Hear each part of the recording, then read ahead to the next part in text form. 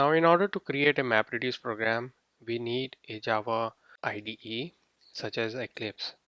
You can use any other IDE, which is basically an integrated development environment, but I prefer to use Eclipse. So if you want to install Eclipse, go to eclipse.org website. Okay, let me bring the browser and click on downloads. Then click on download packages. Now we are interested in something which has Maven supported. I'll explain you about it later. So as you can see, Eclipse IDE for Java developers, this one has Maven.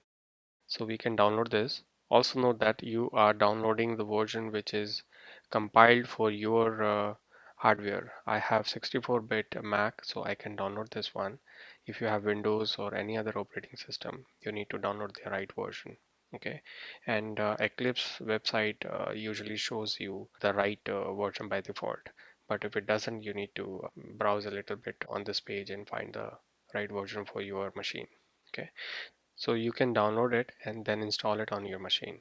Okay, we also need for this exercise a data set. Okay, and we are going to go to kaggle.com. Okay, go to your account and click on data sets. All right, once on the data sets, you can go to search data sets and type 911. Okay, so emergency 911 calls, this is the one we need.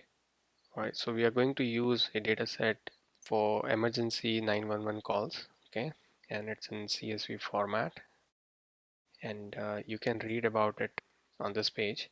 So it has emergency calls made from this county in US, and it has all the calls are related to fire, traffic, or medical emergencies. Okay, so once you are on this page, just download this file. Okay, all right, so once you are at this point, you are all set to go to the next lesson. So I'll see you in the next class.